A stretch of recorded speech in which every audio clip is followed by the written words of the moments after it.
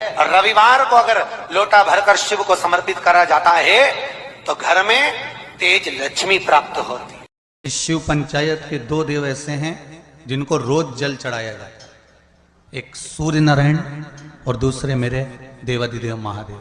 दोनों पर जल रोज चढ़ता है प्रतिदिन। शिव पंचायत में गुड़, चावल, लाल फूल और लाल मिर्ची के 11 दाने पानी के कलश में तांबे के लोटे में लेकर हाथ को ऊंचा कर नेत्र, नासिका, वक्षस्थल के सम्मुख में जो सूर्य नारायण को अर्घ देता है, जल चढ़ाता है। पर जो सूर्य को अर्घ रविवार के दिन दे देता है, अगले रविवार तक पैसे की आवक आना प्रारंभ हो जाती है। जो आज तक फोन नहीं उठाता वो फोन। सूर्य नारायण भगवान को स्टील के लोटे से या चांदी के लोटे से या पीतल के लोटे से या प्लास्टिक के लोटे से या कांच के बर्तन से जल चढ़ाने से आयु छिन्न होती है। क्या समाप्त होती है? आयु। और सूर्य नारायण भगवान को अगर तांबे के लोटे से जल दिया जाता है तो आयु की वृद्धि होती है और दिन भर में अगर कोई काम अटकने वाला है तो वो काम का रास्ता खुल जाता है और शरीर की बीमारी समाप्त हो जाती है। शरीर की बीमारी समाप्त हो जाती है। जब हम सूर्य नारायण भगवान को अर्घ देते हैं, जल चढ़ाते हैं, तो वो जल पृथ्वी पर जब गिरता है तो उसके छींटे हमारे शरीर पर लगते हैं। क्या वो ठीक है? क्या वो श्रेष्ठ है? तो शिव महापुराण की कथा कहती है जब हम सूर्य को अर्घ देते हैं, सूर्य को जल चढ़ाते हैं, वो पानी जब पृथ्वी पर गिरता है उसके छींटे हमारे शरीर पर लगते हैं तो वो श्रेष्ठता का भाव निर्मित करते हैं। वो गलत नहीं हो सकता। कारण अब वो भी समझ लीजिए। अब सूर्य नारायण भगवान को आप जल चढ़ा रहे हो तो छींटे नहीं लगे, उसके लिए क्या स्टूल पे चढ़ के चढ़ाओगे कि कुर्सी पे चढ़ के चढ़ाओगे? अरे बोलो तो सही। अब कई लोगों के दिमाग में यह बात भरा गई कि हम भगवान को जल चढ़ाते हैं, वो हमारे शरीर में छींटे लगते हैं, जमीन पे से पानी गिरता है, वो हमारे शरीर को छींटे लगते हैं, भगवान को अच्छा नहीं लगता होगा। कौन ने कहा? पहले तो उसको पकड़ के ला।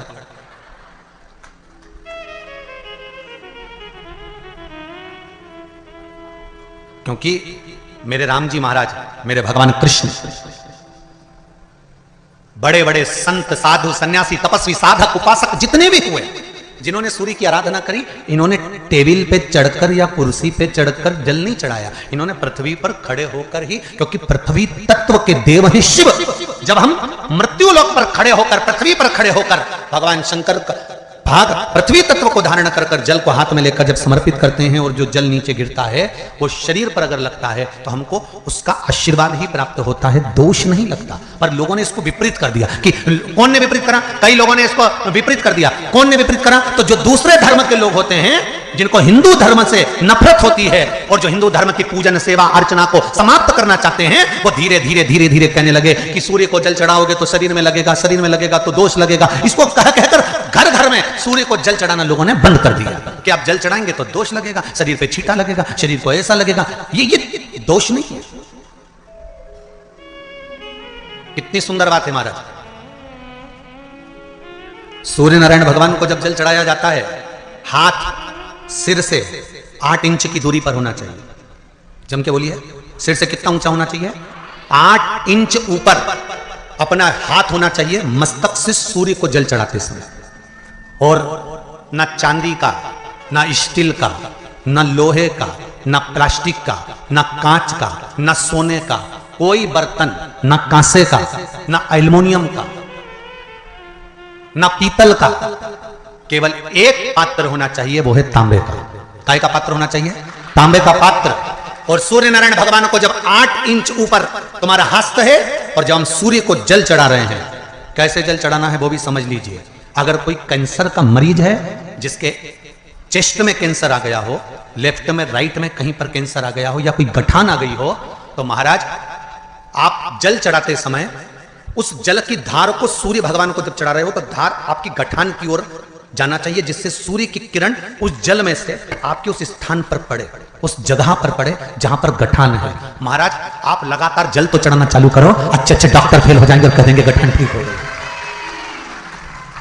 आपका लीवर और किडनी गड़बड़ कर रहा है, आप प्रतिदिन, आपका स्वास्थ्य गड़बड़ रहता है, आप प्रतिदिन ये ज्योतिष शास्त्र के अंतर्गत, रत्न शास्त्र के अंतर्गत ये रत्न शास्त्र, ज्योतिष शास्त्र, रंग शास्त्र जो हमारे यहाँ है, रंगों के हिसाब से ये जितने रत्न होते हैं, माणिक हुआ, मोती हुआ, नीलम हुआ, मूंगा हुआ, पुखराज हुआ, ये क्यों कहते हैं ये पीला है, ये सफेद है, ये नीला है, ये लाल है, इसको शरीर में क्यों पहनाते हैं? उसका कारण होता है कि जब शरीर में पहनते हैं सूर्य की किरण उसमें पड़ती है, हमारे शरीर पर वो कलर का इफेक्ट पड़ता है, उस कलर को शरीर पर लगता है, और शरीर पर लगता है तो हमारा शरीर धीरे धीरे, हमारी जो इंद्रियां हैं वो सही होने लगती है, काम सही होने लगता है। छल, चित्र, कपट, निंदा, बेईमानी, प्रपंच इस मनुष्य के शरीर में हर पल, हर घड़ी, हर क्षण है।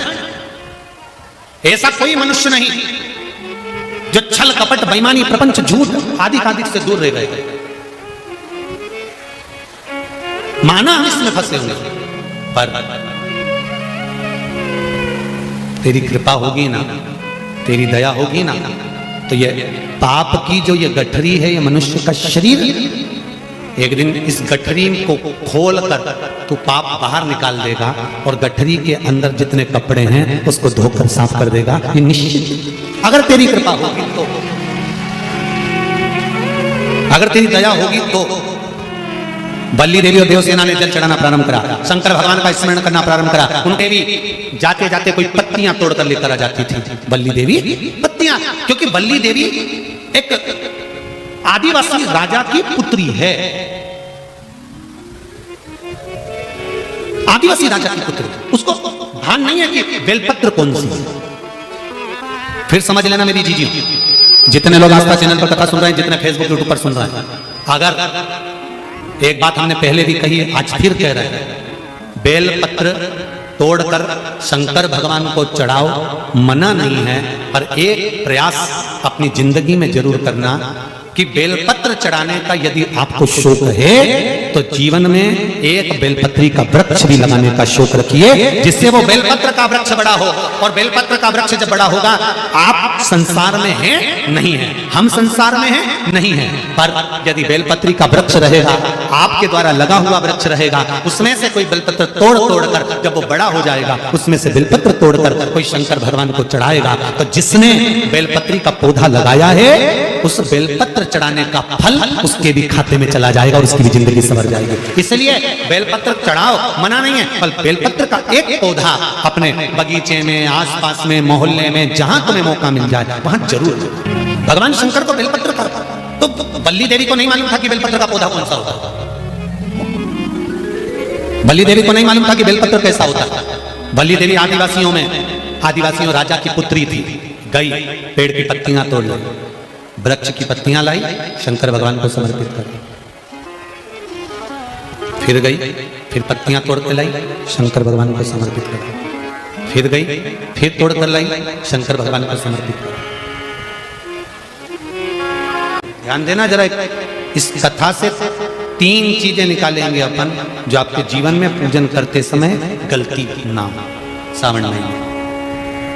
और ध्यान लगाकर सुनोगे तो आनंद आएगा और आपका जीवन सार्थक होगा। 3 चीजें इस कथा में से निकालना। पहला, लोटे का जल इसने चढ़ा दिया, दूध इसने चढ़ा दिया, शहद इसने चढ़ा दिया, शक्कर इसने चढ़ा दिया। ये पंचामृत स्नान अलग अलग हाथ से हुआ, किसी ने कुछ चढ़ाया, किसी ने कुछ चढ़ाया, तो शास्त्र कहता है वर भी पृथक पृथक भाग में बट गए। बहुत ध्यान देना इस कथक का है, आपसे और हमसे कुछ गलती हो जाए, जब हम पूजन करने बैठते हैं तो अगर पति जल चढ़ा रहा है तो पत्नी उसका स्पर्श कर कर चढ़ा ले, मना नहीं, मना नहीं। पर पंचामृत स्नान अगर ब्राह्मण देवता करा रहे हैं, पति जल चढ़ा रहा है, पत्नी दूध चढ़ा रही है, पति शहद चढ़ा रहा है, पत्नी शक्कर चढ़ा रही है, ये पृथकता हो।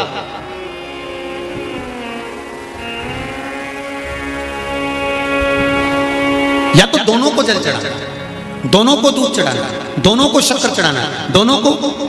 कितनी सुंदर बात है पशुपति व्रत की कि प्रसाद जो शंकर भगवान के मंदिर में एक हिस्सा लेकर आते हो, उस हिस्से को भी पृथक नहीं करा जाता। उस हिस्से को भी जिसने पशुपति व्रत करा है, एक हिस्से का प्रसाद उसी को खाना है, यहां तक है कि दूसरे को नहीं देना। शंकर भगवान के मंदिर में, शिव जी के मंदिर में नारियल तक नहीं फोड़ा जाता। क्यों? वो पृथक हो जाएगा। खंडित बेलपत्र समर्पित नहीं करी जाती, वो पृथक हो जाएगी। शंकर भगवान को धतूरा चढ़ाया जाता है, पूर्ण चढ़ाया जाता है। चावल का दाना चढ़ाया जाता है, पूर्ण चढ़ाया जाता है। एक बेलपत्र चढ़ाई जाती है, वो पूर्ण चढ़ाई जाती है। पृथकता ना रखे।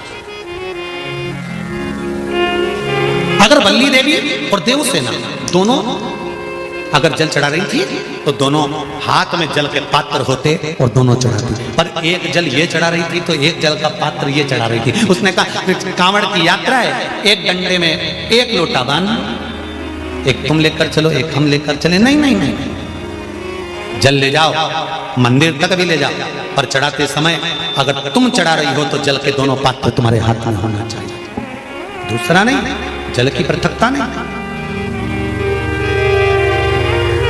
पृथक भाव। फिर ध्यान दो दूसरी बात, शंकर भगवान के मंदिर में जाओ, शिव की स्तुति में जाओ, पति और पत्नी दोनों विचार कर कर जाए। सुनो जी, मैंने पशुपति व्रत करा, आपकी नौकरी के लिए करा। सुनो, मैं शंकर के मंदिर में आपकी नौकरी मांगने जा रही हूं।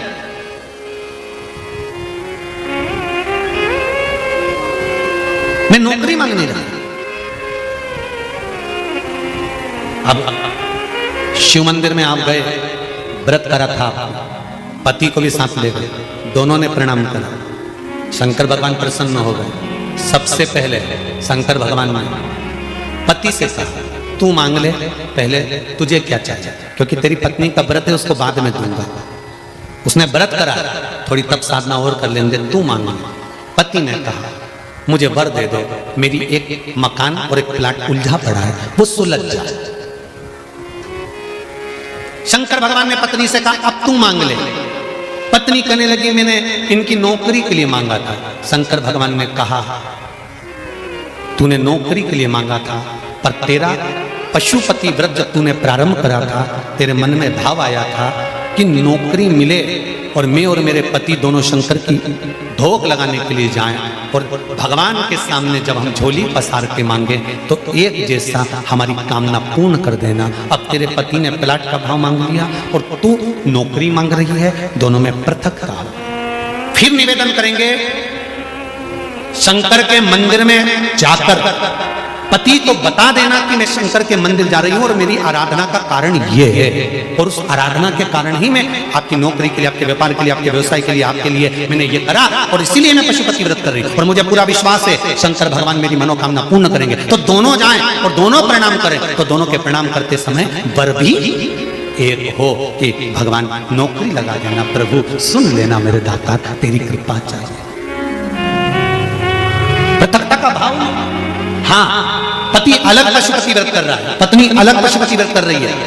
ये संकट सोमवार में भी होता है। जोड़े से जब संकट सोमवार किया जाता है ना, तो पति पत्नी को निर्णय लेना चाहिए कि हम किस चीज के लिए संकट सोमवार कर रहे हैं। पहले निर्णय लिया जाए, तब पति पत्नी दोनों संकट सोमवार का व्रत करें। अब व्रत कर लिया दोनों पति पत्नी ने संकट सोमवार का, जोड़े से पूजन कर रहे, जोड़े से अभिषेक कर रहे, और उद्यापन भी बोलो जम के जोड़े से कर रहे। और वर क्या मांगा? पति ने सोचा था दुकान का, पत्नी ने सोचा था पार्लर का।